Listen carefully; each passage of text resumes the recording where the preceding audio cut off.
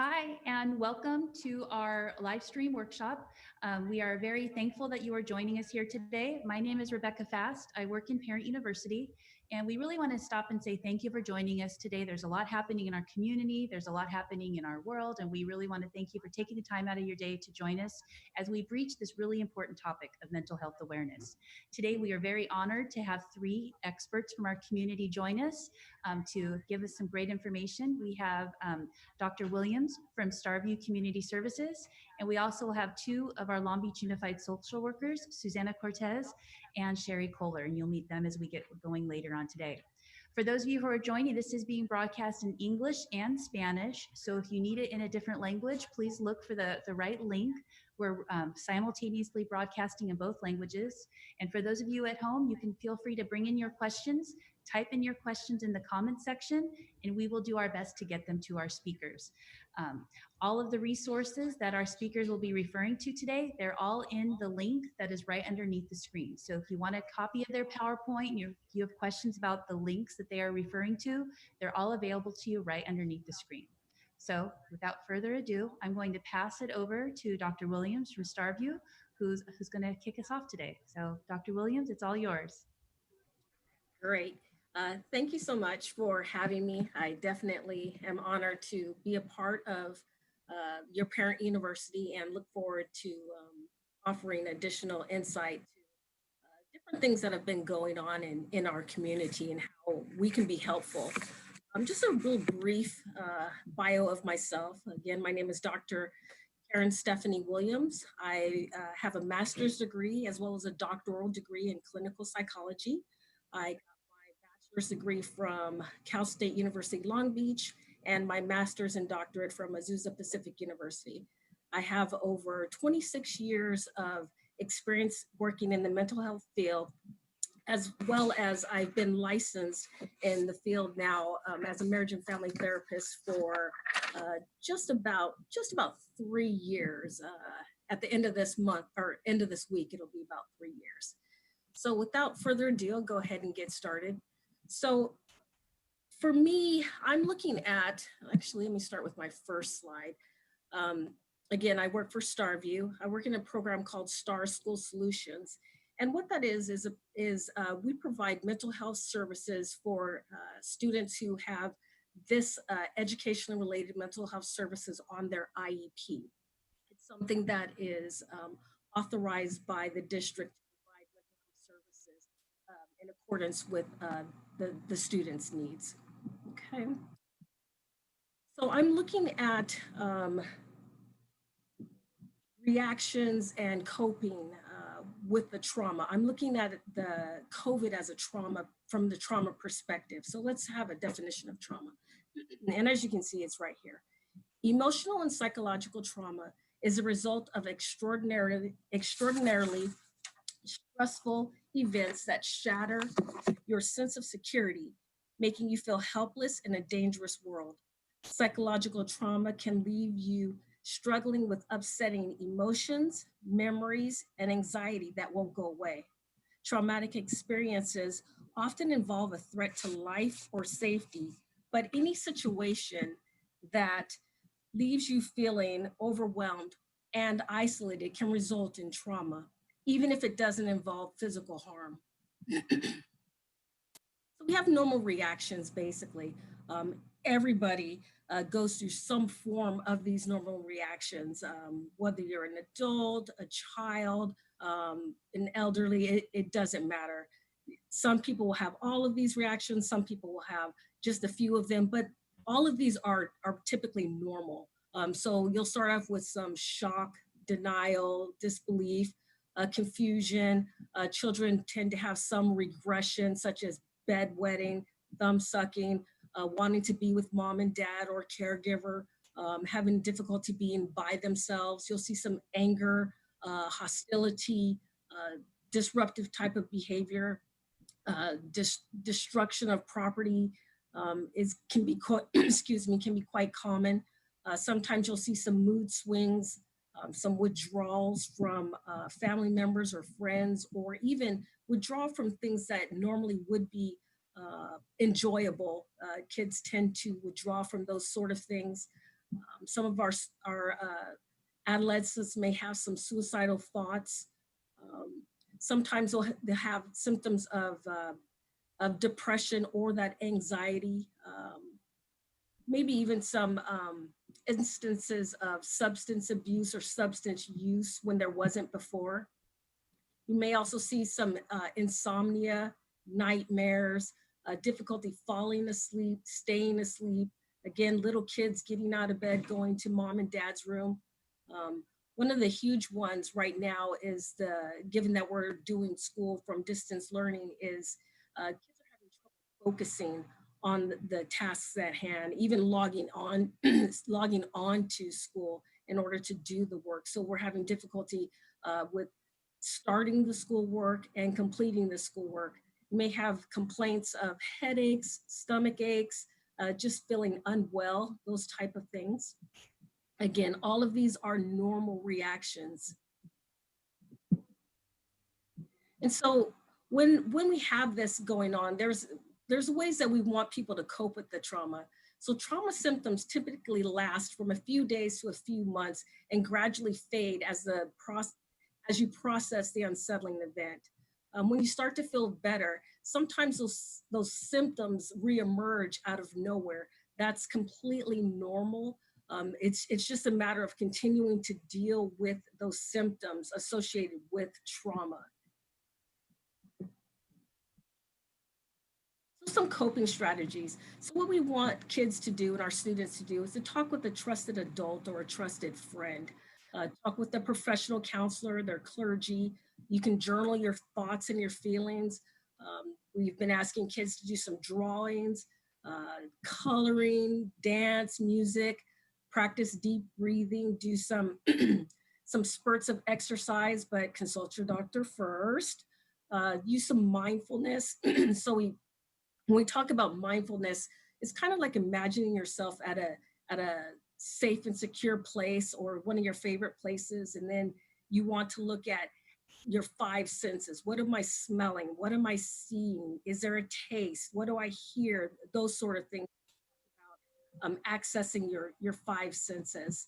And then for caregivers, it's real crucial in terms of assisting our students with you turn off the news when it continues to replay the traumatic event.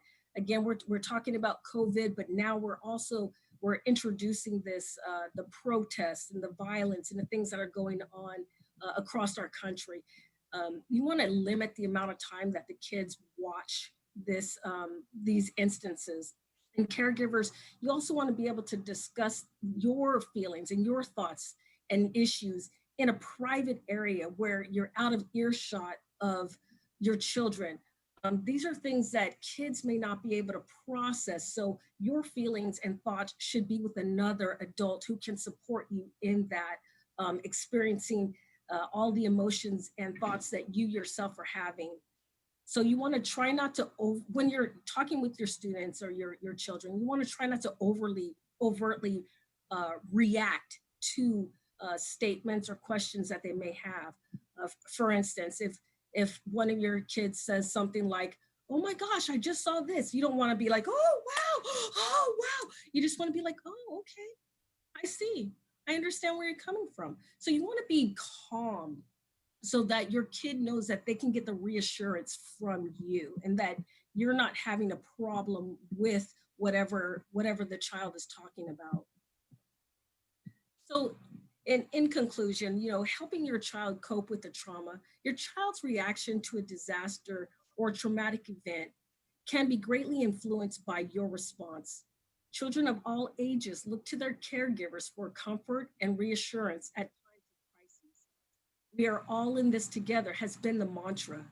A part of being able to support your children is that you also cope with your own traumatic stress with the support of another adult. Thank you for your time, and I'll introduce any questions at this time.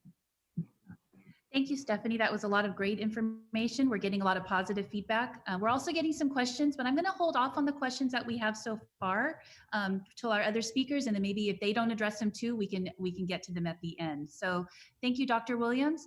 I'm going to now shift it over and hand it over to Susana Cortez. Ms. Cortez, if you want to unmic your microphone, and we are going to pass it over to you. So thank you, Stephanie, for if you want to stick on with us, we will have some question time at the end. Thanks. Okay, Susana. Hello, everyone. You could hear me? I can, yeah. My name is Susana Cortez. I am the Foster Youth Unit Social Worker for Long Beach Unified. I'm very honored to be here. Me llamo Susana Cortez. Soy la trabajadora social del Distrito de Long Beach y trabajo con familias de crianza. I'm just here to, first of all, I just want to share a little bit about what I do. The Foster Youth Unit actually serves all 85 schools in the district. We support and advocate families through probably one of the most challenging times that a family can have, which is dealing with the Department of Children and Family Services. Whether they have an open investigation or an investigation is occurring, our foster youth unit is here to make sure that our students are being served and that our staff are able to support them to the best of their ability. We want school to be an environment that is safe and stable, and the foster youth unit is dedicated to making sure that that happens for our students. During the closure of our schools, we were able to, my interns and I were able to contact a lot of our foster families. Over 400 families we were able to reach out to during these 2 months. And that kind of leads to why I chose to talk about what I'm going to talk about, because I started noticing patterns in questions that the families were asking. And most of the time it was like, how can I help my child out? What can I do to help them feel okay during this time? So Dr. Stephanie spoke about a lot of things, and I'm not going to repeat a lot of these things because she made excellent points. But I can't reiterate enough how important it is to be aware of your child's behavior. Kids tend to not say, hey, I feel sad today. I feel depressed. I feel anxious. Kids don't typically say that. And if they do, that's wonderful. But children typically behave in different ways, or they change their behavior. So it's really important that we be present with our kids, that we be mindful of any shifts that we might see, because then we can continue or we can begin the dialogue to talk about what's going on.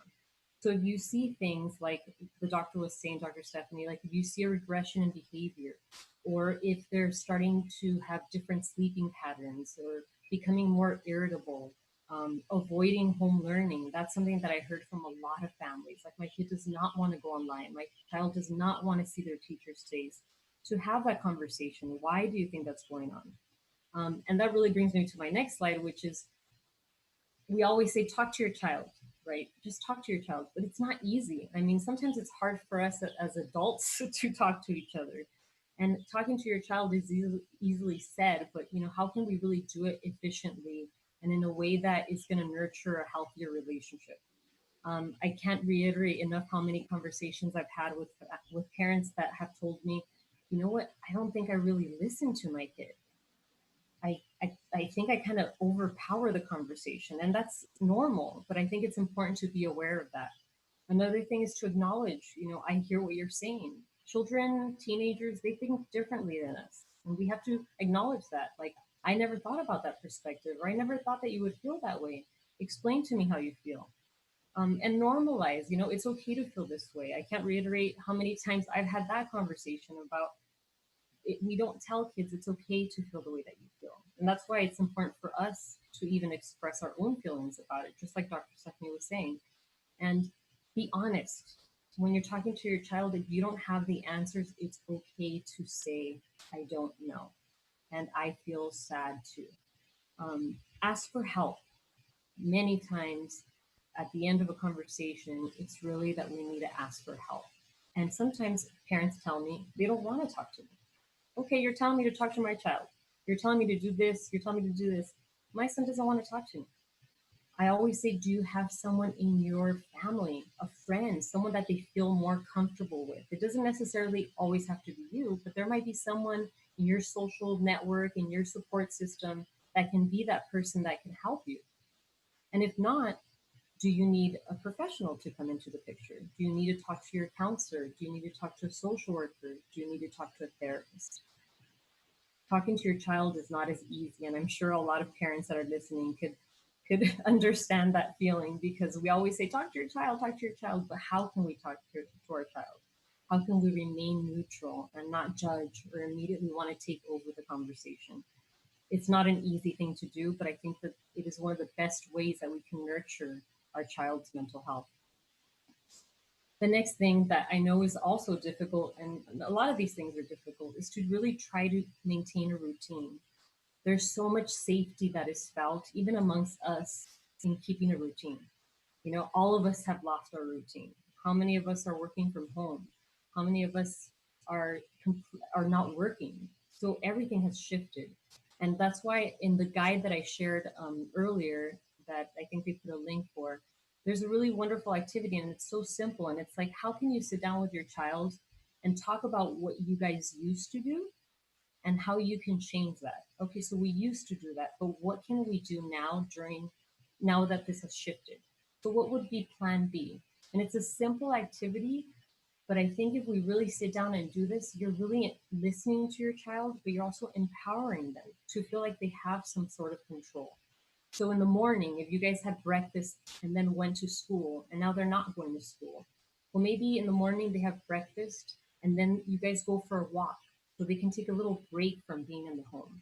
But this is a conversation that is so important to have with your children, because a routine really maintains the stability and the safety that our kids need during this very unique time. I hate to interrupt you, Susanna, but Of course. would you mind skipping to the next slide so we can also follow along? You're Oh, I telling did. me information. Did you do it on your end? For some reason, it's not coming on ours. We're still on your title page. Really? Oh no. That's Oh okay. no. I know. What did I do? I don't know, but I hated to interrupt you. You were saying such good stuff, and I Oh didn't. no. Why isn't it showing it? Let's see. Well, social work, we tend to, I'm not the best techie person, that's for sure. Let's see, share. Let's This is see. why I didn't want to interrupt you. I'm Oh, no, sorry. don't worry. Does this, can you see that? Yeah? That was good. Okay, so, oh, so no one saw everything. Okay, well, at least you guys are paying attention to my face. Okay. Okay, so there's the be present and to pay attention. And I'm sorry about that. Talking to your child. I really hope that you guys all go to the slides later. I apologize for that.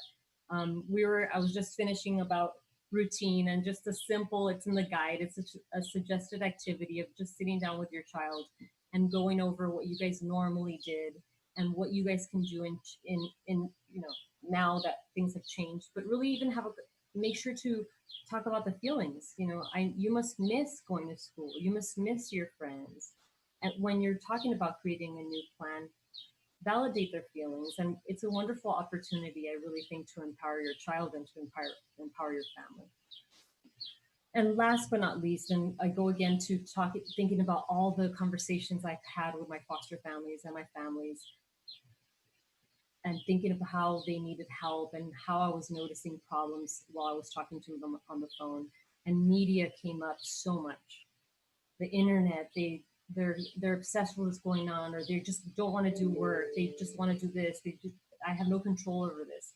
And this is why this is also in the guide. And I love, it's very simple. We need to begin by limiting how much they're on television or how much they are on their tablets. And when I say limiting, it has to be a conversation with your child. Hey, I'm allowing you 1 hour, and you tell them in advance. I'm going to give you 1 hour to go over this, or to watch your cartoon or whatever it be. But make sure that what you're limiting them to do, it's something that's shared and it's a collaborative effort. I explain, I'm going to give you an hour because it's not good to be on the tablet for more than that. Plan. When you say you're going to be on the internet for 1 hour, why don't you plan for that hour to be during a show that you feel is appropriate for your child? Because a lot of times when I would talk to parents, they would tell me, well, they're on the computer. And I said, well, what are they doing? Oh, I don't know. And then we wonder, maybe they're watching news, or they're seeing their friends post horrible things about what's going on. So please, when you limit their exposure to the media, also plan what they're watching. Third, participate. Take this opportunity to talk to them about what they choose to see and why they choose to see it, and how they feel about what they're seeing. So if you see that your child wants to watch a movie and it triggers something, it's an excellent opportunity for you to talk to them about how they feel about that. And last, encourage them to not do online and television. I mean, how wonderful would it be to say, hey, today you want to do 1 hour, but what if tomorrow we don't do an hour of television and we go for a walk during that time? Or we do a yoga video together. Really encourage them to do things collaboratively with you, but also to maybe not do anything with media at all, to just kind of take a break from it. Sherry was telling us last week, or I think it was last week, she was saying how she disconnected from the phone for the weekend and how wonderful she felt. And I'm not gonna lie, I haven't done it yet, but I believe her 1,000%. So, encourage your child to, okay, I am going to give you a limit. We're going to plan. I'm going to be part of it. But maybe let's envision not being on the internet or the computer or on your phone all day. Why don't we think about that? So those are just a few areas that I wanted to share with you, because these are kind of the topics that have been coming up with the families that I've been reaching out to, and I will be here for any questions. Okay. Hi, Sherry, I see you're joining us too, and Stephanie. So I'm going to throw this question out. We did get a question. That came in, and a couple, before we go into what I know Sherry's going to talk about, we had a couple questions just about the trauma of what's happening with COVID-19 and being home with school. And the question is, my daughter has been, biting her nails. Another parent wrote in and said, she's having insomnia, not sleeping at night, some bathroom issues when another family was sharing. So do you have any tips for parents whose kids are, experiencing some outward signs of some anxiety? I'll throw it to in terms of in terms of sleeping at night, you want to be able to turn off the TV, turn off the tablet, those things that are distracting for starters. You want to have a normal bedtime routine where you can have your child kind of de-stress. So you could do also some deep breathing with your child to help them fall asleep. You could also talk about the positive things that have happened during the day. Those sort of things is what I was thinking about in terms of going to sleep. Others? I've always suggested, and it's worked for me even, to do a little exercise before going to bed. Like sometimes people think that kids get really pumped up. I'm not saying go crazy on an activity, but sometimes a push-up or two gets you kind of a little tired, and it does actually help. I've had parents do it, and it helps me as well. I think that's something that I would recommend as well. I kind of lumped a lot of questions together in that one. So as they come in, perhaps after our next speaker, we can get to a few more too. So Ms. Kohler, I'm going to shift it over to you. Thank you for joining in with us today. And you're up. Thank you. All right. Can you guys hear me okay? We can. All right. Let me go ahead and put this in present mode so you guys can see it. All right. Are we good? Can everybody see that? Excellent. All right. So let me tell you a little bit about who I am, why I'm here, and what I do for LBUSD. So I was a therapist for many, many years with one of our school-based mental health providers, and I provided individual and family services for quite a while, as well as supervising people that were providing therapy services as well. I've had the benefit of working with LBUSD specifically for a couple of years now, and I wear lots of different hats here at LBUSD. They definitely keep me busy. But I am a social worker at my core, and so Social Workers Unite, right, Susana? And so there's a lot of different things that I feel like are helpful for us to talk about with regards to our students' mental health and kind of well-being. And one of the things that I'll be talking about today specifically is suicide prevention, which, let's be honest, nobody wants to talk about suicide, right? It's uncomfortable. We don't like to think about children having suicidal thoughts. But my kind of goal is just to make sure that we start having those conversations on our campuses with our students, that we help parents feel more comfortable having those conversations, because we really want you guys to feel empowered of knowing some of the signs and symptoms, as well as what to do if you're concerned about your student and their mental well-being. So you'll see here a couple of my different hats. The first one is the Suicide Prevention Intervention Specialist. I also am a consultant for the FRC, the Family Resource Centers, and also work with the All In Grant campaign for the last couple of years.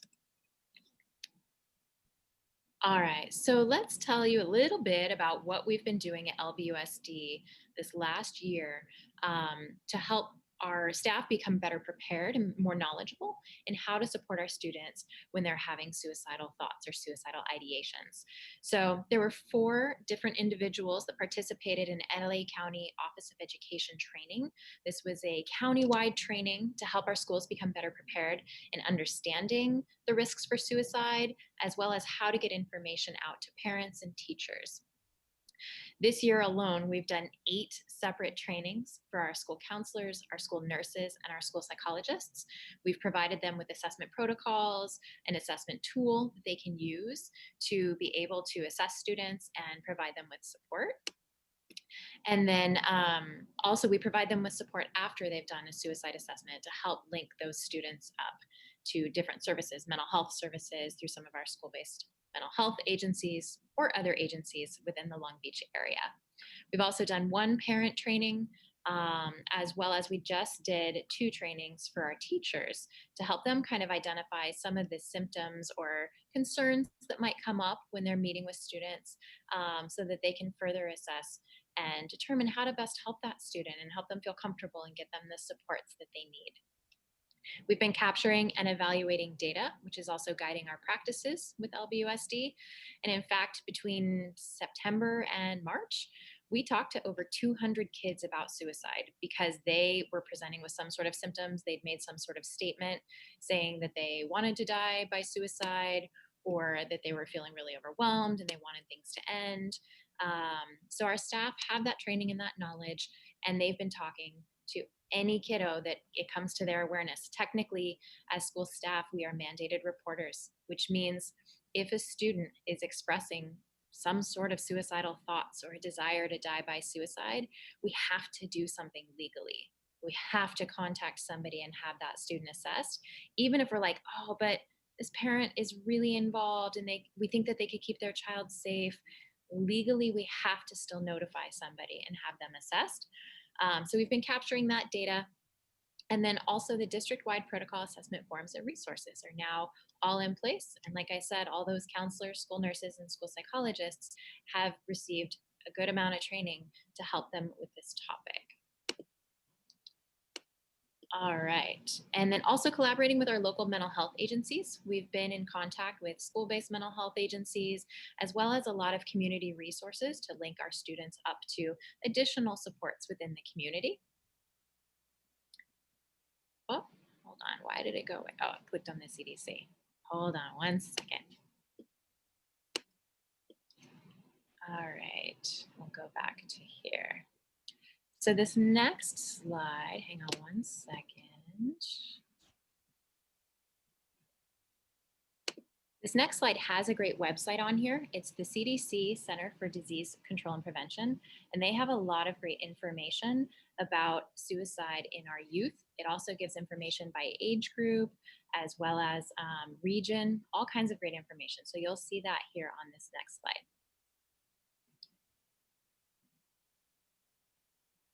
So I just wanted to provide you with some information about suicide statistics, just because, you know, I don't like thinking about our youth struggling with suicide. And I know a lot of parents don't like thinking about that as well. But the reality is that every 15 minutes, a person dies by suicide in our country. It's a pretty big deal, right? And for every person that dies by suicide, at least 30 more people attempt suicide. So it's a pretty big risk factor. The next statistics talks about high school age students, and that almost 16% of high school age students have seriously considered suicide, and 7.8, so that's almost 10% of our students in high school have attempted suicide at some point in the past year. The research has also shown that students in urban areas have higher percentages than the national average. So it's important that we be providing the information out there so that you guys feel better informed, our staff feel better informed, and we can really support all our kiddos as much as possible. All right, so some factors to consider when we're assessing for suicide and things that you guys might just want to be aware of. We look at risk factors and protective factors. So here you'll see some of the risk factors are prior history of suicidal thoughts, prior history of suicide attempts, mental illness, substance use, impulsivity, serious medical conditions, being withdrawn or isolated. And what we're seeing is amid school shutdowns, we're seeing a lot of that stuff is spiking, right? That insomnia, that depression, that being withdrawn, that I don't want to go talk to my teacher on a call. I'm not interested. I just want to sit in my room all day and I don't want to talk to anybody. And that irritability that we're seeing with a lot of our youth. We've also seen an increase in substance use since school closures, as well as kind of that loss of hope and pleasure in things that they used to enjoy. A lot of our youth are reporting that they don't feel safe. They don't feel safe in the community. They don't feel safe with their health because they could be exposed to this pandemic, this virus. But we also want to keep in mind that there's a lot of really great protective factors that can help students who might be considering or thinking about suicide. And a lot of the research has shown that the single highest protective factor for youth that are considering suicide is a trusted, caring adult. That's great, right? If we have youth that are connected to their teachers, to their parents, to an older sibling, to somebody in their community, that can be a huge buffer for our youth when they're having thoughts of suicide. Things like hobbies, activities, and interests. I know some of our youth are struggling with those right now because, right, you can't go out and play soccer. You can't go out and participate in the typical things that you do to engage with your peers and to kind of burn off some steam. So we're seeing that the youth might not be able to engage in some of those protective factors that they feel so connected with. Mental health services, again, really providing our students with this understanding that it's okay to have feelings. It's okay to not be all right all the time. We all struggle. You know, when you were talking earlier about the insomnia and students feeling kind of pumped up, right? If you think about it, we're all stressed right now. Even for those of us that are coping really, really well, it's a tough time and we're juggling a lot of feelings and our parasympathetic nervous system is pumped, right? We're in fight or flight mode. It's where we are. And so being able to get support for that and reaching out to somebody can be really, really helpful. All right, so how should we talk to kids about suicide and what kind of things should we ask? I know personally, it took me a long time to feel really comfortable asking a young kiddo about suicide. There's a lot of cultural norms that tell us you don't talk about that, right? Not my child, not my, nope. We don't talk about suicide. We don't talk about mental health. No, thank you. And I think it's important to acknowledge that because a lot of us are not going to feel comfortable asking about suicide. Even just bringing it up, saying the word suicide feels really uncomfortable. So here are some specific things that you could ask if you feel comfortable to do so. If you're not comfortable in asking your student about suicide, but you think that they're having suicidal thoughts, reach out to somebody, whether it's your student's school counselor, the school psychologist, the nurse, the teacher, anybody. Our school campuses are here to help support you on that. Research has actually shown that when we talk to kids about suicide, it's best to be straightforward. When we ask questions like, so, how's your day? But we're trying to ask them about suicide, we get kind of ambiguous answers. But if we ask a kid, are you thinking about dying by suicide? Or are you thinking about dying? Typically, we'll get more of a yes or no answer, right? And that gives us as parents, as professionals, a little bit more clarity and direction in being able to support that kiddo. Also, just listening. Sometimes kids that are talking about suicide don't actually have the plan or the ability to follow through on that. They're just having those thoughts. We call them ideations. And it's okay to have those thoughts, right? We want to just be as present as we can and listen to that student because what I've found is most students, when they share with me, I'm thinking about suicide. I'm like, okay, what are you thinking about it? Tell me, what's going on? And eventually it comes out like, I don't actually want to do it, but I'm just in so much pain right now. And I'm so frustrated and I'm so overwhelmed. And it becomes this great opportunity to really listen to what it is that they're experiencing. One of my favorite questions on here, I gave you some specific answers or questions to ask, but my favorite one is the scaling one, that on a scale of 1 to 10, how likely are you to die by suicide in the next 24 hours? right? If you ask that to your child and they say, I'm like a 1, like I'm not going to do anything, then it's not as concerning than if they say, I'm a 10, I'm going to do this. I'm going to end my life, right? And so, good rule of thumb for me personally, if they're above a 4, if they're above a 3, reach out to somebody, ask for some support, ask for somebody to help you assess. If they're a 1 or a 2, then you can do things at home to try to keep that kiddo as safe as possible. And then, just to give you a little bit of information about what we look for intent, plan, and means. You may have heard that. Intent means, do they have the thoughts? Are they thinking about suicide? The plan means, do they have an actual plan? Like, I'm going to use a gun, or I'm going to jump in front of a bus, or whatever that might be. And then the means is, do they actually have the ability to do that? So if you have a kiddo who says, I'm going to use a firearm, but 100% sure they don't have access to a firearm, then they might not actually have the ability to carry out that plan. Still a concern, but definitely something you'd want to follow up on with somebody. How should I respond about suicide? Again, try to be as supportive as possible, to really listen calmly, to be focused, right? A lot of times they'll try to derail the conversation if they're feeling a little bit uncomfortable. But hang in there and just try to be as supportive as you can and convey, hey, I love you. I'm concerned about you. We're going to do our best to try to make sure that we can keep you safe.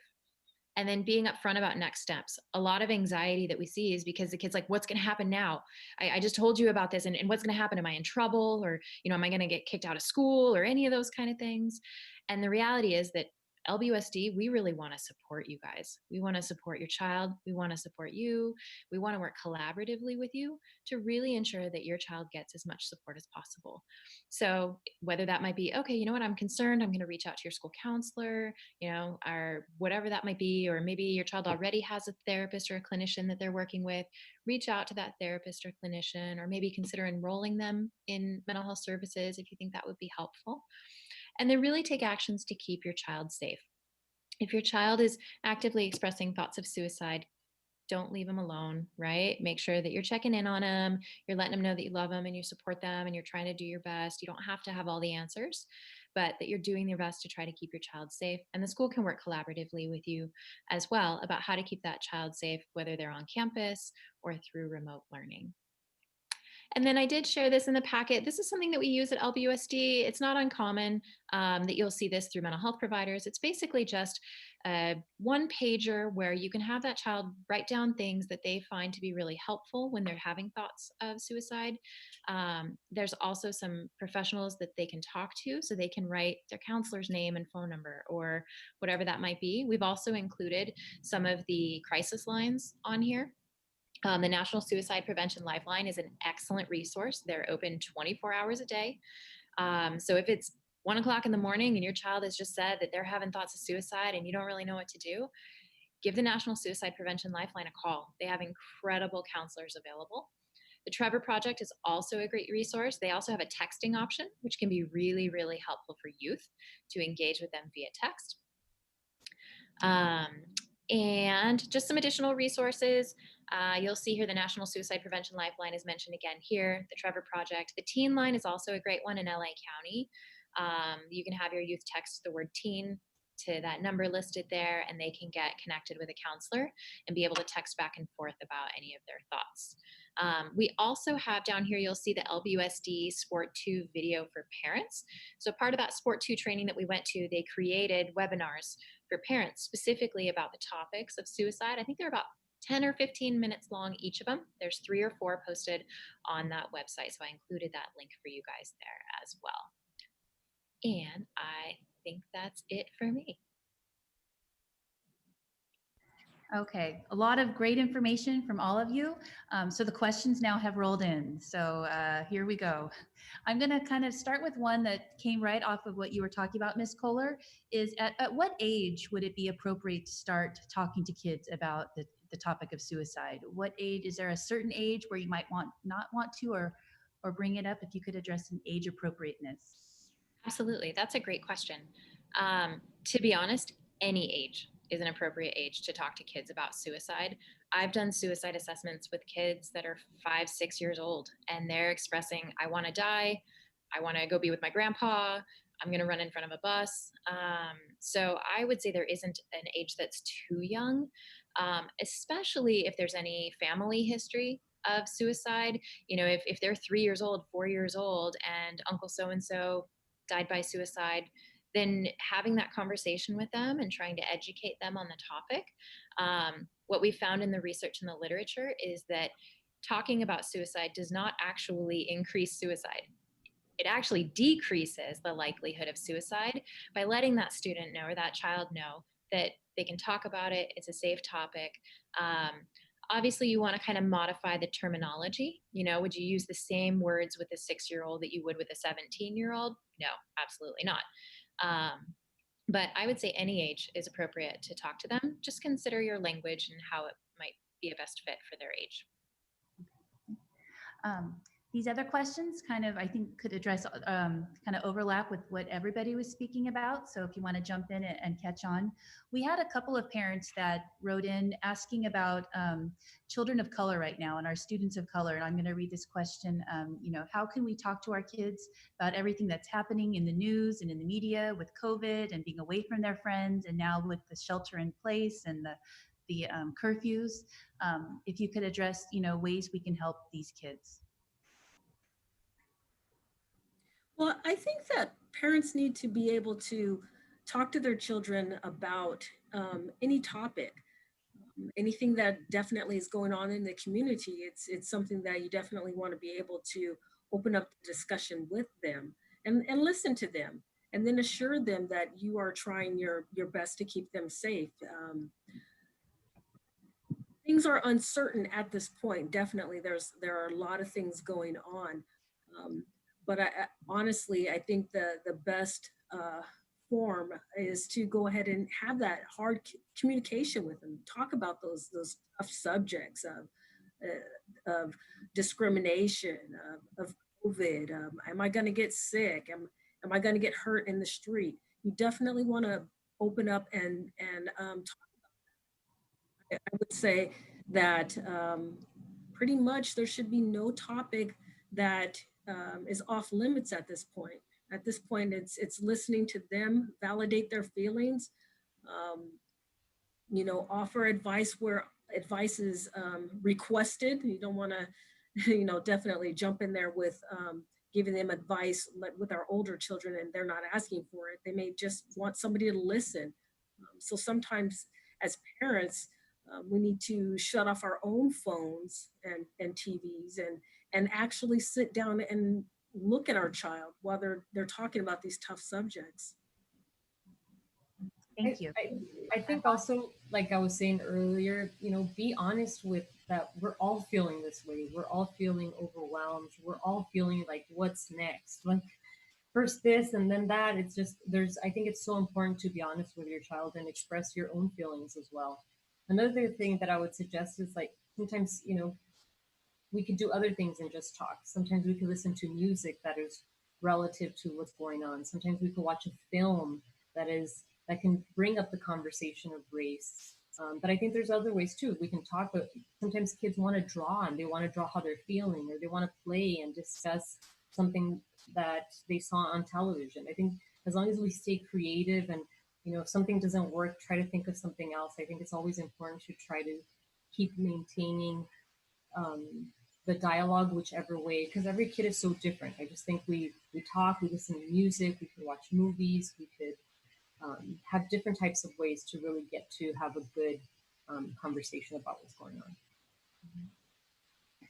I agree. I think too with our youth, really just listening to where they're at, right? The easiest way to kind of de-escalate a child that's feeling really anxious is to really be present with them and to listen to where they're at. We don't have to have all the answers because we don't have all the answers, right? The reason why we're all struggling nationwide is because we haven't been able to figure this out, right? The pandemic, everything else that's going on in our communities right now with the protests. And I think that it is anxiety provoking for our youth, for a lot of adults as well. And I think really just honoring that and saying, this is stressful. If you're feeling stressed out and anxious, I'm here. I can listen and really be present for you. And I don't have all the answers because we're all just trying to figure it out and do the best we can. Thank you. And to piggyback on that, we had a parent who also asked, Ms. Mendoza asked, what can we as parents do when we ourselves are having a bad day and we're not handling the stress well? What are some tips for parents who are, maybe not their kid is stressed out, but they themselves are having some difficulty through this situation? Any tips for parents? We unmute at the same time, Sherry. Go ahead. Go for it. I was just gonna say, like, I've been Zooming with friends. Like a lot of us are working from home.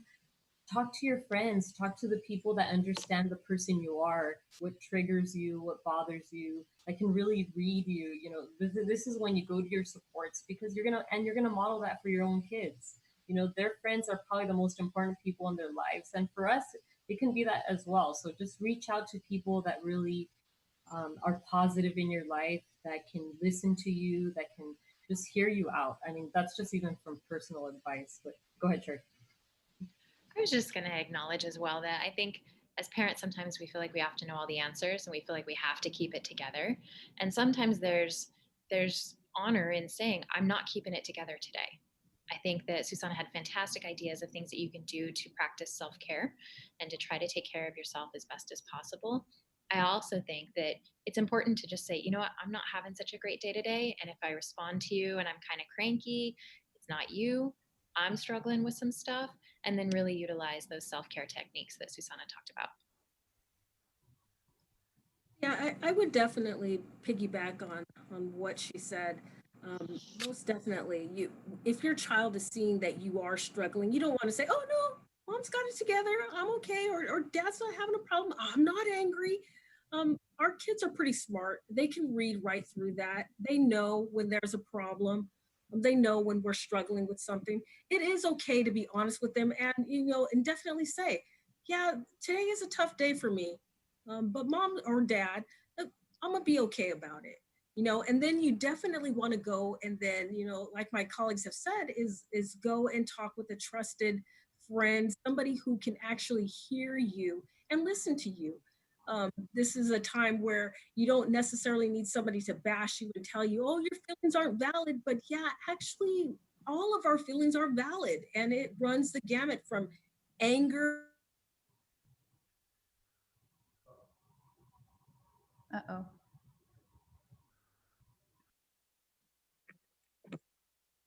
Sorry, I think I lost some. You're back. You're good. Okay.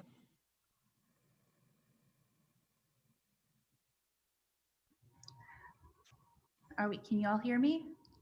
I've lost audio a little bit. Okay, are we good? Okay. Yes.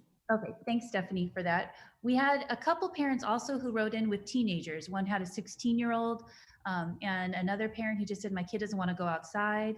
My kid doesn't want to leave the couch. Any tips for dealing with an older student who is just feeling really down and not wanting to deal with what's happening out in the world and in the community? Maybe an older kid. Mm-hmm. I can speak to that a little bit. I think, to be honest, there are days I don't want to leave the house, right? The world feels a bit scary right now. And even if we're doing our best to try to stay safe, we don't know what other people are going to do around us, right? And so I think it makes sense to just validate that. I think that we are at a time period in our nation's history where we're all spending a lot of time at home, and it's a really stressful time period. And so if you feel like it's an everyday occurrence that your child is like, I don't want to go outside, I don't want to connect with friends, I don't want to do anything for school, then that could be an issue. And we would probably want to get them set up with maybe some supports, whether it's through the school, whether it's through counseling, whatever that might be. Because if they're not able to kind of move past that after a couple of days, then I would be concerned just about how they're doing just in general. But if it's every couple of days, like maybe a couple days a week, that they're just feeling kind of lethargic and they don't really want to do anything, at this point, I would say, let's honor that and say, okay, you know what? Today's a bit of a tougher day for you. Hopefully tomorrow we'll feel a little bit better. But if you're seeing that behavior consistently, then I would suggest reaching out to somebody on the school campus to get additional supports, as well as maybe considering counseling services to help them through this, because it's a stressful time period. And a lot of us need somebody else to talk to. Perfect. Sometimes too, I think, and I've dealt with this with even family members. Like sometimes it's just baby steps. Like sometimes I feel like I don't want to go outside, or I'm scared. Well, what if we just walk around the corner? What if we just hang out in the garden for a little while? I think sometimes it just takes a little bit of a push to get that child to maybe feel a little fresh air, and then that kind of might get them a little excited. So I always go with maybe try baby steps. If they're completely against it, then like what Sherry was saying, like you might need a little more assistance.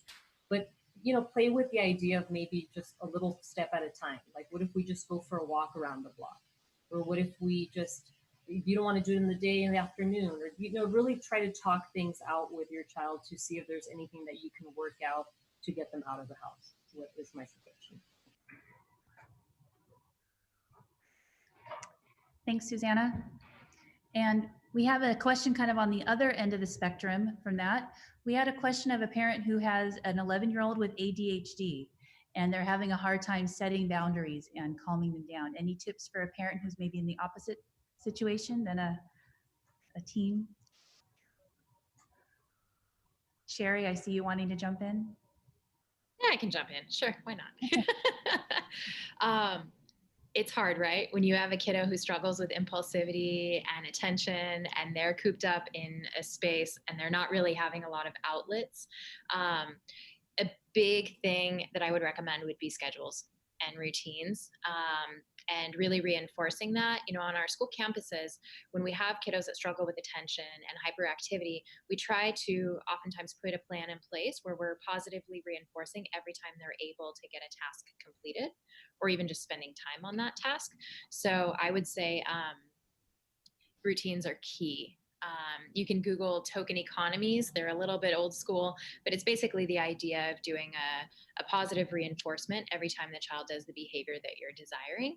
I think that those are absolutely key. And research has also shown that kids that struggle with attention and hyperactivity have responded really well to outside time.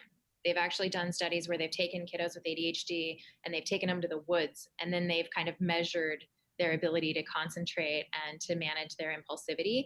And they found that kids that spend regular time outdoors have much lower levels of inattentiveness and hyperactivity. So I would recommend schedules and some outdoor time, even if it's just something in the yard, even if it's just 20, 30 minutes, that has been shown to typically be helpful in managing those symptoms, especially with young kiddos.